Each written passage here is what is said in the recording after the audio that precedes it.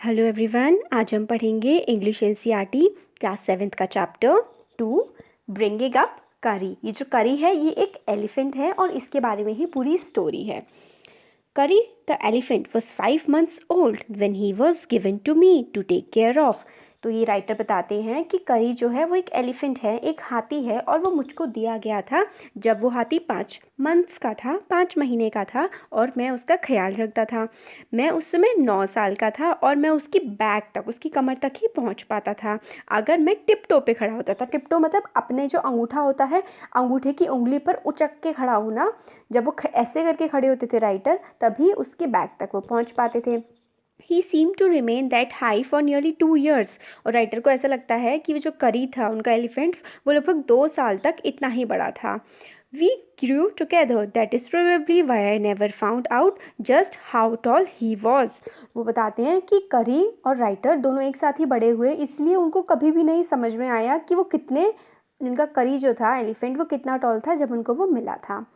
He lived in a pavilion under a thatched roof which rested on 3 stumps so that it could not fall in when Curry bumped against the pole as he moved about। तो जो करी था वो रहता था एक pavilion में। Pavilion मतलब एक एरिया, जैसे कि वो होता है ग्राउंड होता है, आप क्रिकेट मैच का कहते हैं कि ये पवेलियन में बैठे हुए हैं, ऐसे एक एरिया के लिए यूज़ किया जाता है पवेलियन। थैचेड का मतलब होता है जो जैसे कि फूस से बनी हुई चीज़ होती है ना, रूफ जो जिसमें घास फूस से बनी हुई जो छत होती है वो थैचेड होती है। स्टंप तो होते हैं लंबे लंबे डंडे, तो वो ऐसे ही जगह पे रहता था करी। और वो जो स्टंप्स थे वो काफ़ी ज़्यादा स्ट्रॉन्ग थे, क्योंकि अगर करी उस पर झटका भी मारे, बम्प भी करे उन पर, तो वो उस पर ना गिरे। One of the first things Kari did was to save the life of a boy. सबसे पहली चीज़ ये थी जो करी ने करी थी, वो थी एक बच्चे की जान बचाना। करी did not eat much but he nevertheless needed 40 pounds of twigs a day to chew and play with। करी वैसे तो ज़्यादा नहीं खाता था, मगर उसको 40 pounds of twigs मतलब नई नई टहनियाँ, जो यंग सी टहनियाँ होती हैं, सॉफ्ट सी होती हैं थोड़ी, ऐसी उसको टहनियाँ चाहिए होती थी चबाने के लिए और कुछ खेलने के लिए। Every day I use to take him to the river in the morning for his bath. और मैं हर सुबह उसको लेके जाता था नदी के पास नहलाने के लिए। He would lie down on the sand bag when I rubbed him with the clean sand of the river for an hour। और वो करी जो था वो सैंड के जो मतलब नदी के जो किनारा होता है वहाँ पे लेट जाता था, और राइटर उसको रब करते थे लगभग 1 घंटे तक सैंड से। After that he would lie in the water for a long time. और उसके बाद करी जो था वो लेट जाता था लगभग 1 घंटे के लिए पानी में। आफ्टर दैट ही वुड, हाँ ये वाला हो गया। On coming out his skin would be shining like ebony. और जब वो वापस बाहर निकलता था पानी में से, तो उसकी जो स्किन होती थी वो बहुत ज़्यादा चमक रही होती थी, जैसे कि इबोनी चमकता है। इबोनी एक पेड़ होता है जो कि रेन फॉरेस्ट का पेड़ होता है, जहाँ पे बहुत ज़्यादा बारिश होती है ना, ऐसी जगह का पेड़ होता है ebony. And he would squeal मतलब वो बहुत ज़्यादा चिल्लाता था और मतलब ट्रम्पेट तेज से आवाज़ें करता था खुशी से जब उसके ऊपर से पानी गिरता था। Then I would take him by the ear because it is the easiest way to lead an elephant। फिर जो राइटर थे वो उनका कान पकड़ के, करी का कान पकड़ के आगे उसको ले जाते थे, क्योंकि ये सबसे ज़्यादा आसान तरीका होता है किसी एलिफेंट को अपने साथ आगे बढ़ाने के लिए। And leave him on the edge of the jungle while I went into the forest to get some luscious twigs for his dinner। और मैं उसको जंगल के पास में ले जाता था और वहाँ पे छोड़ देता था, और वहाँ पर से मैं लेके आता था बहुत ही टेस्टी ट्विग्स। लस्कीशियस का मतलब होता है टेस्टी, डिलीशियस, और ट्विग्स का मतलब टहनियाँ होता है, तो टेस्टी टेस्टी टहनियाँ मैं करी के लिए लेके आता था जो वो रात के खाने में खा सके। One has to have a very sharp hatchet to cut down these twigs. और किसी को अगर इन ट्विग्स को काटना है तो उसके पास बहुत ही शार्प, बहुत ही पैनी कुल्हाड़ी होनी चाहिए। हैचेट होता है एक टाइप की एक्स होती है, छोटी सी एक्स, छोटी सी, आप जिससे किसी चीज़ को काट सकते हैं, वो होनी चाहिए अगर आपको ट्विग्स को काटना है। और लगभग हाफ एन आवर से ज़्यादा उसको लग जाता था उस जो ट्विग्स होती थी उसको काटने में। और क्योंकि वो आपस में कैसा मल्टीलेटेड होती है, मतलब थोड़ी सही होती हैं, थोड़ी ख़राब होती हैं, और अगर ज़रा सी भी ख़राब होती है ना तो एलिफेंट जो होता है ऐसी ट्विग्स को टच भी नहीं करता, उसको एकदम सही और फ्रेश ट्विग्स चाहिए होती हैं। It was not an easy job to get twigs and saplings for Kari. और ये बिल्कुल भी आसान काम नहीं होता था करी के लिए ट्विग्स और सैपलिंग लाना। सैपलिंग का मतलब होता है छोटे छोटे से पौधे। I had to climb all kind of trees to get the most delicate and tender twigs। Writer को चढ़ने पड़ते थे बहुत सारे पेड़ ताकि वो बहुत ही अच्छी सी ट्विग्स ला पाए करी के लिए। And as he was very fond of young branches of banyan tree which grows like a cathedral of leaves and branches, और करी को बहुत ज़्यादा पसंद थी जो यंग ब्रांचेज होती हैं, मतलब बिल्कुल नई नई उगी हुई ब्रांचेज होती है बनियन ट्री की, वो बहुत ज़्यादा पसंद थी करी को। I was gathering some one spring day in March, और एक बार में मार्च के दिन था तो मैं उनको गैदर कर रहा था, तो तभी मैंने करी की आवाज़ सुनी बहुत तेज़ी से, थोड़ी सी दूरी पर वो मतलब बुला रहा था मुझे। और as he was still young the call was more like that of a baby than an elephant, और अभी क्योंकि वो काफ़ी ज़्यादा छोटा था तो उसकी आवाज़ ऐसी आई थी जैसे किसी बच्चे की आवाज़ हो बजाय कि किसी हाथी की आवाज़ की। I thought somebody was hurting him, मुझे लगा कि कोई उसको नुकसान पहुंचाने की कोशिश कर रहा है, और मैं ट्री से उतरा और फटाफट जो फॉरेस्ट के किनारे पर करी को छोड़ के आया था वहाँ पर मैं भागा। मैंने हर तरफ देख लिया मगर मुझे करी कहीं भी नहीं मिला।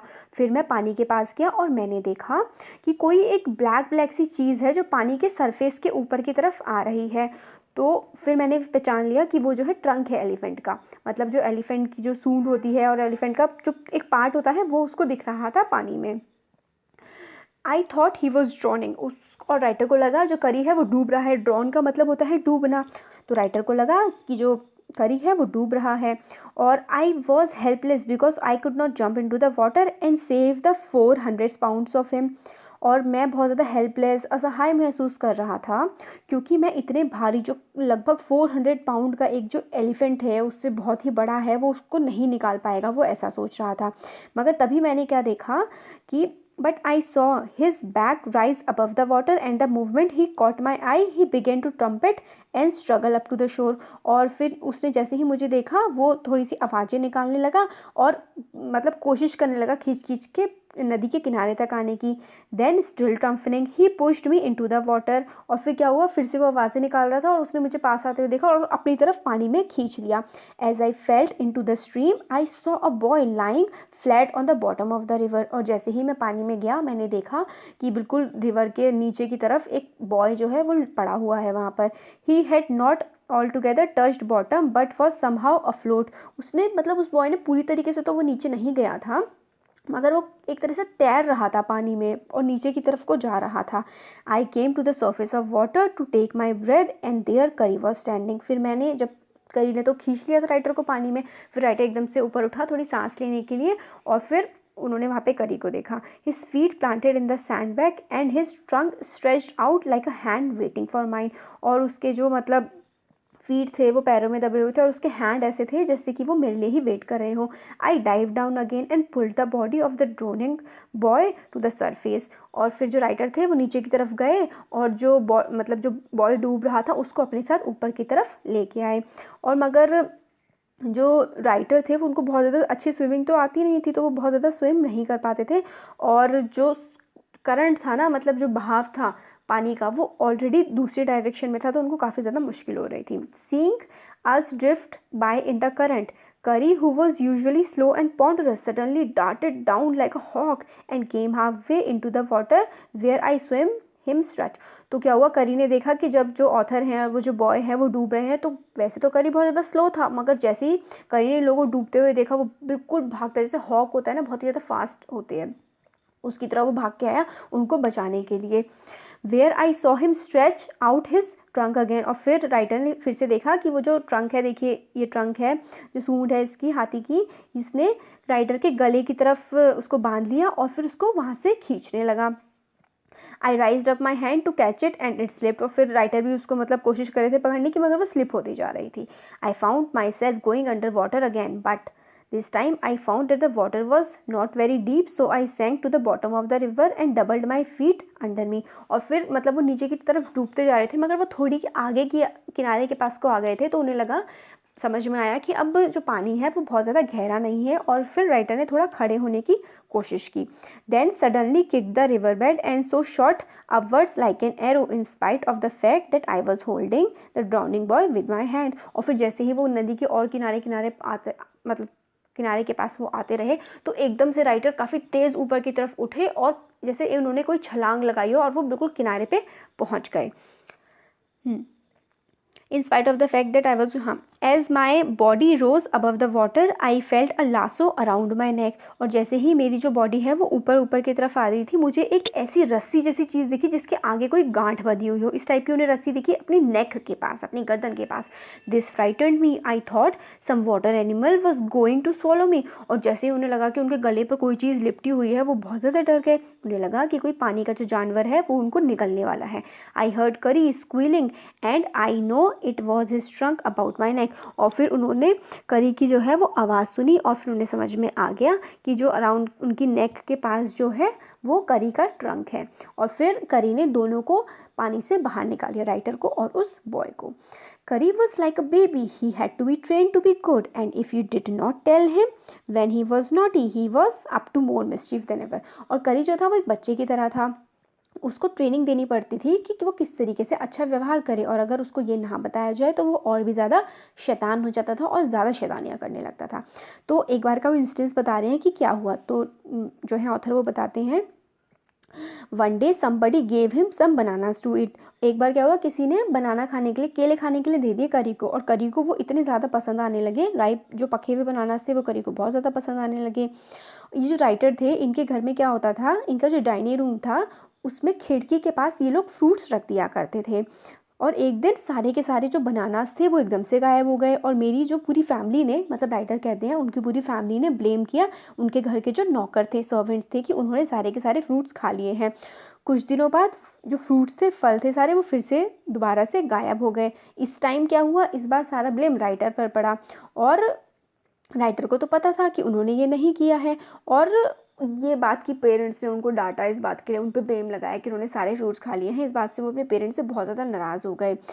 फिर क्या हुआ, अगली बार the next time the fruit disappeared I found a banana all smashed up in Kari's pavilion. और फिर अगली बार जब फिर से फ्रूट्स जो हुए वो गायब हुए, तो फिर राइटर ने देखा बनानास थे करी के पवेलियन में, जहाँ पर करी रहता था वहाँ पर बिल्कुल एक टूटा फूटा सा, बिल्कुल कुचला हुआ सा बनाना उन्होंने देखा। इस ये देख के उनको बड़ा सरप्राइज़ लगा। उन्होंने कभी नहीं देखा था कि करी के जो पवेलियन में कभी फ्रूट्स हों, उन्होंने तो हमेशा ट्विग्स ही देखी थी। फिर नेक्स्ट डे क्या हुआ, जब वो डाइनिंग रूम में अपने बैठे हुए थे राइटर, तब उन्होंने देखा कि जो फ्रूट्स रखे हुए थे टेबल पर, वहाँ पर एक मतलब ऐसे कोई स्नेक जैसी कोई फिगर आ रही हो, मतलब जैसे कि कोई स्नेक अंदर की तरफ आ रहा हो, और उसने विंडो से क्या किया, जो बनानास थे वो उठाए और वो स्नेक गायब हो गया। और इस बात से जो राइटर को बहुत ज़्यादा डर लगा, क्योंकि उन्होंने कभी भी नहीं देखा था कि कोई जो स्नेक यानी कि सांप हैं वो कभी बनाना भी खाते हो, और ये थॉट ही मतलब उनके लिए बहुत ज़्यादा टेरेबल था कि जो सांप हैं वो उनके जो फ्रूट्स और बनानास वगैरह ये सब चुरा रहे हैं। फिर जो राइटर थे वो बिल्कुल रूम के बाहर निकल के बहुत ज़्यादा डर में, और मतलब काफ़ी ज़्यादा वो घबरा रहे थे। Feeling sure that the snake would come back into the house, eat all the fruit and kill all of us. और उनको इतना डर लग रहा था, वो उन्हें ऐसा लग रहा था कि जो सांप है वो फिर से आएगा, सारे के सारे फ्रूट्स खा जाएगा, और हम सबको, मतलब घर के जितने भी लोग हैं उन सबको मार भी देगा। और जैसे ही ऑथर जो है वो बाहर निकले, उन्होंने देखा कि करी की जो बैग थी, मतलब करी की बैग आगे आगे आगे आगे बढ़ती जा रही है पवेलियन की तरफ। और इससे क्या हुआ, मतलब उनको लगा कि चलो करी है, मैं उसके पास चले जाता हूँ, क्योंकि वो बहुत ज़्यादा डरे हुए थे, वो करी से मिलेंगे तो थोड़े वो खुश हो जाएंगे। तो वो करी के पीछे भागने लगे, पवेलियन में उसके पहुँच गए, तो देखा कि वहाँ पे करी जो थे वो बनाना खा रहा था वो तो। और फिर ये चीज़ देख के एकदम से शौक लग गया ऑथर को कि जितने भी जो बनाना थे ना, वो अभी तक जो कौन खा रहा था, वो खा रहा था करी, क्योंकि वहाँ पे सारे के सारे बनानास के शिकल जो थे वो स्ट्रून थे। स्ट्रून का मतलब होता है फैले हुए थे। He stretched out his trunk and reached for one far away from where he was standing। और फिर उसने क्या किया, करी ने थोड़ा सा आगे को गिरे हुए थे, उसने फिर अपना फिर से ट्रंक निकाला और बड़ा सी ट्रंक करके दूसरे बनाने को उठाने लगे। और फिर तब राइटर को समझ आया कि वो जो स्नेक उन्होंने देखा था वो कोई स्नेक नहीं था, वो तो करी का ट्रंक था। I went to him, pulled him out by his ear, and joyously showed my parents that it was curry and not I that had been eaten all the fruits। फिर क्या हुआ, जो राइटर थे उन्होंने अपने parents को बताया और दिखाया कि सारे के सारे फ्रूट्स जो खा रहा था वो करी था, बल्कि राइटर नहीं था। फिर उन्होंने क्या किया कि करी को काफ़ी ज़्यादा डांट लगाई। और फिर क्या होता है, एलिफेंट्स ना अगर उनको डांट दिया जाए तो उनको समझ में आ जाता है कि वो जो काम कर रहे हैं वो गलत कर रहे हैं। फिर नेक्स्ट टाइम से उन्होंने, अगर उनको डांट दें तो नेक्स्ट टाइम वो काम नहीं करते। Next time I see you stealing fruits you will be whipped. वो बोलता है कि अगर तुम दोबारा फ्रूट्स को चुराओगे तो हम तुम्हारी पिटाई कर देंगे। He knew that he we were all angry with him even the servants. His proud was so injured that he never stole another thing from the dining room. और फिर सारे के सारे लोग नाराज़ थे, तो ये बात जो है वो करी को समझ आ गई और फिर उसने दोबारा कभी भी कोई भी चीज़ नहीं चुराई डाइनिंग रूम से। एलिफेंट जो होते हैं वो मतलब एक्सेप्ट करते हैं पनिशमेंट लेना अगर उन्होंने कुछ गलत काम किया होता है, मगर अगर तुम उन्हें बिना किसी रीज़न के पनिश करोगे तो वो इस बात को याद रखेंगे और फिर दोबारा तुमसे बदला ज़रूर लेंगे। एलिफेंट क्या है, must be taught when to sit down, when to walk, when to go fast and when to go slow. और जो एलिफेंट होते हैं उनको बताना पड़ता है कि कब बैठना है, कब चलना है, कब तेज़ चलना है और कब धीरे चलना है। और आपको उनको एक बच्चे की तरह समझाना होता है। If you say dhat and pulled him by the ear he will gradually learn to sit down. अगर आप उसको बोले धत और कान से उसको पकड़ें तो उसको समझ में आ जाएगा कि आप उसको बैठने के लिए कह रहे हैं। सिमिलरली और इसी तरह अगर आप कहेंगे माली और उसकी जो नाक, उसकी जो लंबी सी नाक होती है, उसका ट्रंक उसको आगे की तरफ खींचेंगे तो उसको समझ में आ जाएगा कि माली का मतलब होता है कि उसे चलना है। करी लर्नड माली आफ्टर 3 लेसन्स। जो करी ने माली है चलना सीखा इस तरीके से, वो 3 बार उसको सिखाना पड़ा तब जा करके उसने सीखा। But it took him 3 weeks to learn dhat. मगर उसको 3 हफ्ते लगे धत का मतलब समझने के लिए। He was no good at sitting down. वो बैठने में अच्छा नहीं था। And do you know why an elephant should be taught to sit down. और आपको पता है कि एलिफेंट को क्यों सिखाना पड़ता है बैठने के लिए? क्योंकि वो इतना बड़ा होता जाता है, अगर आपको उसका ख्याल रखना है तो आपको उसको बैठना सिखाना ही होगा। आप उसकी बैग तक तभी पहुंच सकते हो जब वो बैठ पाएगा। It is there for better to teach him to sit down by saying dhat. और ये अच्छा ही होगा कि आप उसको बैठना सिखा दो धत बोल के, क्योंकि हर टाइम आप लैडर तो यूज़ कर नहीं सकते हो। The most difficult thing to teach an elephant is the master call. और सबसे ज़्यादा डिफ़िकल्ट होता है एलिफेंट को सिखाना मास्टर कॉल, जो उसको कम से कम जनरली जो टाइम लगता है वो 5 साल लग जाते हैं उसको मास्टर कॉल को समझने के लिए। मास्टर कॉल जो होती है वो स्ट्रिंग मतलब अजीब सी एक हिसिंग की साउंड होती है, जैसे सांप की जो साउंड होती है वो हिस्क होती है ना, जैसे हिस इस टाइप की साउंड निकालता है जो स्नेक।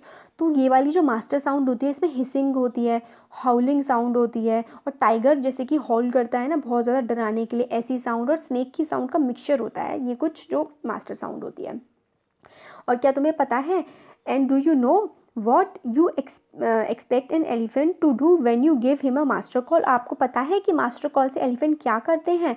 अगर आप जंगल में कभी खो जाओ तो अगर आपको बाहर निकालना हो तो आप मास्टर कॉल से एलिफेंट को बुला सकते हो और एलिफेंट आ जाता है आपकी मदद करने के लिए। The only thing to do then is to give the master call and at once the elephant pulls down the tree in front of him with his trunk. और जैसे आप मास्टर कॉल को देते हैं वो अपने ट्रंक से trees को हटा देता है। ये जो चीज़ है ये सारे के सारे एनिमल्स को डरा देती है। As the tree comes crashing down monkeys wake from their sleep and run from branch to branch. और जैसे ही ये देखिए जैसे फिगर में दिखाया हुआ है मास्टर कॉल के बाद जो एलिफेंट है वो ट्रीज़ को हटा देता है। ये चीज़ सारे के सारे जानवरों को डरा देती है और सारे के सारे जानवर वहाँ से भाग जाते हैं। और आप ये इसको देख सकते हैं उसकी चांद की रोशनी में, मूनलाइट में। और and you can almost see the stags running in all direction below. और आप जो स्टैग्स होते हैं डियर टाइप के होते हैं जानवर, उनको भी आप देख सकते हैं इधर उधर भागते हुए जब वो दी जाती है उसको मास्टर कॉल दी जाती है। You can hear the growl of the tiger in the distance. और आप थोड़ी दूरी पर जो टाइगर होती है उसके गुर्राने की आवाज़ भी सुन सकते हैं। Even he is frightened. उसको भी डर लग जाता है इस बात से जो एलिफेंट कर रहा होता है, पेड़ इधर उधर तोड़ के फेंक रहा होता है। Then the elephant pulls down the next tree and the next and the next. Soon you will find that he has made a road right through the jungle straight to your house. और master call के बाद वो एक पेड़ के बाद दूसरा पेड़ हटाता जाता है और आपके लिए रास्ता बना देता है कि आप जंगल से लेकर अपने घर तक पहुंच जाओ। तो यहाँ पे हो गया हमारा चैप्टर कंप्लीट। आपको कैसा लगा कमेंट सेक्शन में कमेंट करके बता सकते हैं। अच्छा लगा तो वीडियो को लाइक करिए और चैनल को सब्सक्राइब करिए। Thank you so much.